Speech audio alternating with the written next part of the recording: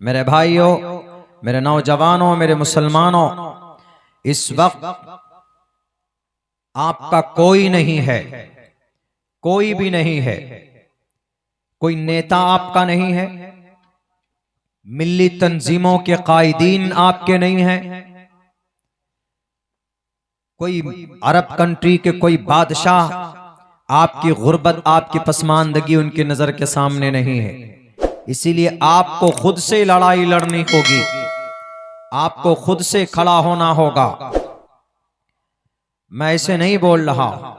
अभी यही दरभंगा मधुबनी की धरती पर 20 साल के एक इमाम साहब को एक डीएसपी ने दौड़ा दौड़ा कर मारा।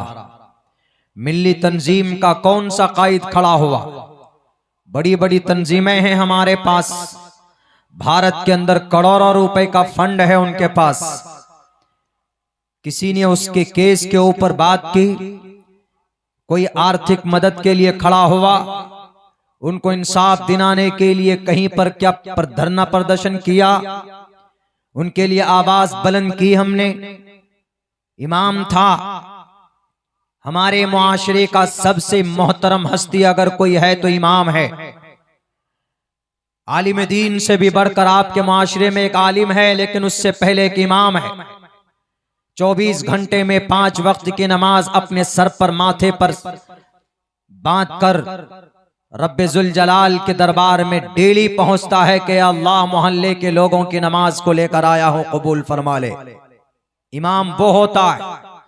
20 साल के एक इमाम को डीएसपी ने दौड़ा दौड़ा कर मारा। हमारी रगे हमीयत नहीं फड़की, लॉलीपॉप थमा दिया गया कि अरे हाँ फला फला कांस्टेबल को हमने सस्पेंड कर दिया। वो डीएसपी पुलिस वाला गुंडा जो वर्दी में घुसा हुआ, नहीं मालूम कौन से कॉलेज और कौन से स्कूलिंग में उनकी जिंदगी गुजरी। ऐसा बिल्कुल नहीं होना चाहिए। इसीलिए जरूरत है, हमें अपने आप को मजबूत करना होगा, हमें खुद से खड़ा होना होगा। हमारे एक बंदे पर अगर कोई नाइंसाफी करेगा, हमारी शरीयत भी हमें इजाजत देती है और भारत का संविधान भी हमें परमिशन देता है, protection of our life and personal liberty. उसका गुनाह तो सिर्फ यही था ना इमाम साहब का कि रुकिए जरा पेपर दिखाइए। इमाम साहब की गाड़ी की ब्रेक यहां न लगकर थोड़ी दूर आगे चले गए और इमाम साहब के सर पर टोपी और दाढ़ी देखते ही उनके ऊपर थप्पड़ों की बारिश होने लगी। 1 2 3 4 5 10 तक तो ठीक था, बेचारा कुछ नहीं बोलता चला जाता। उसकी पीठ पर, उसकी कमर पर इतने डंडे बरसाए गए कि 3 से 4 दिन तक दरभंगा हॉस्पिटल में उसको एडमिट होना पड़ा। कौन सा जुर्म किया था? मुजफ्फरपुर में 12 बच्चियों का रेप करके जमीन में धंसा दिया जाता है। उन मुजरिमों को पकड़ने के लिए तुम्हारे खून में गर्मी नहीं है। एक इमाम साहब हाथ में आता है तो उसको डंडों से बारिश करो, जुल्म करो।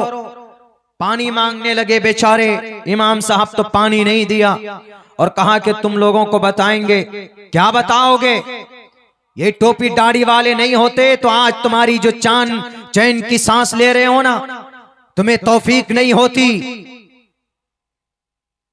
इन्हीं लोगों की दुआओं के सदके में ये दुनिया जिंदा है, ये दुनिया आबाद है। सूरज के अंदर रोशनी,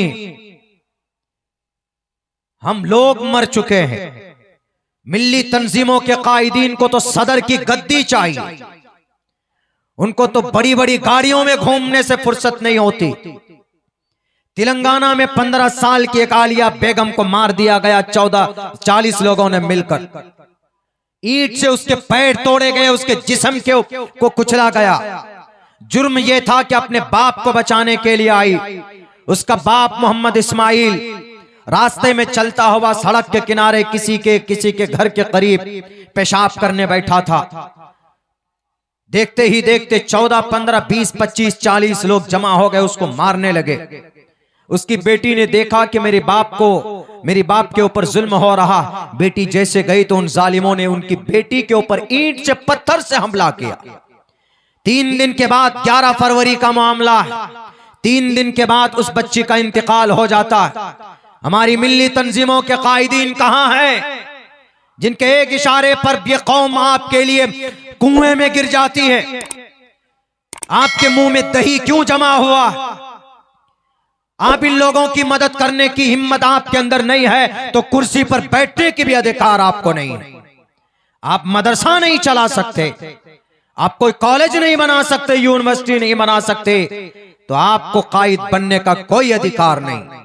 भारत के तमाम मिल्ली तंजीमों के कायदीन और सरबराहान से कहूंगा, आपकी गलती की वजह से हमारे भारत की जो 9 लाख एकड़ जमीन है वक्फ की प्रॉपर्टी वह हाथ से जाने वाली, आप लोगों की बुज़दिली की वजह से, आप लोगों की बेराह रवी की वजह से आज इस उम्मत को जो जलसा करना पड़ रहा है फरोग़ तालीम के लिए, इसकी जरूरत नहीं थी। दुनिया के अंदर सबसे बड़ी रिलीजियस धार्मिक धर्म क्रिश्चियन ऐसे बड़े नहीं। अगर 5 आदमी का मकान किसी गांव में क्रिश्चियन का है तो वहां पर भी उन्होंने अपने तरफ से अपने फंड से उन्होंने स्कूल बनाया। हालांकि हमारे यहां तो प्रावधान है 9.5 लाख एकड़ जमीन की आमदनी कहां है? वक्फ बोर्ड किस लिए? बड़े बड़े लोगों के पॉकेट को भरने के लिए। 25-25 हजार रुपए का किराया आता है तो 2,500 रुपए देते हो, 22,500 रुपए किराया अपने पॉकेट में रखते हो। 10 करोड़ रुपए सालाना आमदनी है। 30,000 एकड़ जमीन पर जो टावर लगे हुए मोबाइलों के, ये 10 करोड़ रुपए कहां जाते हैं? बच्चियां मुर्तद होती है गुर्बत की वजह से। आपके पास डेटा क्यों नहीं है? हमारे पास एक भी हॉस्पिटल नहीं, एक भी मेडिकल कॉलेज नहीं, एक भी यूनिवर्सिटी नहीं, एक भी स्कूल नहीं, एक भी मदरसा नहीं चलता है वक्फ बोर्ड की आमदनी से। तो पैसा जाता कहां है? इसीलिए मौजूदा वक्त के हुक्मरान ने सोचा कि बहती हुई गंगा में हम भी हाथ धो ले। जब ये लोग खा ही रहे हैं, कौम के लिए कुछ कर ही नहीं रहे। वक्फ बोर्ड की प्रॉपर्टी आवाम के लिए है, मखलूक के लिए है, इनके फायदे के लिए, इनको जितना ज्यादा जहां जरूरत पड़े उनके लिए, तालीम के मैदान में काम करने के लिए। लेकिन एक भी वक्फ बोर्ड का चेयरमैन मुझे बता दे कि मैं फलां स्कूल चला रहा हूं, अब्दुल्ला सालिम चीख चीख कर हर गांव देहात में जाकर आपके इस पैगाम को पहुंचाएगा, नहीं दिखा सकते आप। वक्फ लोगों की मदद के लिए है, लेकिन यहां लोगों की मदद के बजाय बड़े बड़े मालदार तो जनाब कई हजार 70,000 एकड़ जमीन तो सिर्फ महाराष्ट्र के अंदर बेची गई है सन 1990 से लेकर सन 2002 तक। बेचने वाला कौन? मोदी, योगी, आरएसएस, बजरंग दल? नहीं जनाब, हमारे लोग। बेचारे इमाम को जुल्म किया गया, कानूनी मुतालबा किया, बिहार गवर्नमेंट के दफ्तर में गए, सचिवालय में हमने धरना दिया, पटना गए हम। किस लिए हम मिल्ली कायदीन की सरबराहान बैठे हुए हैं? किस लिए? हमारी कल मौत हो जाएगी, हम पर कोई लाठी बरसाएगा, कोई नहीं आएगा, तो आप फिर हैं किस लिए तंजीम बनाए? ये सवाल है मेरा।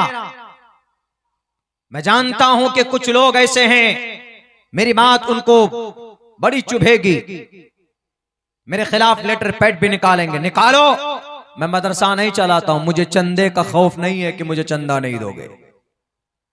बाज़ाब्ता एक छोटी सी मुख्तसर सी फीस हमने तय की है, लोग देते हैं और बस कोशिश होती है कि उनके बच्चों को हम कुछ नॉलेज दे दें।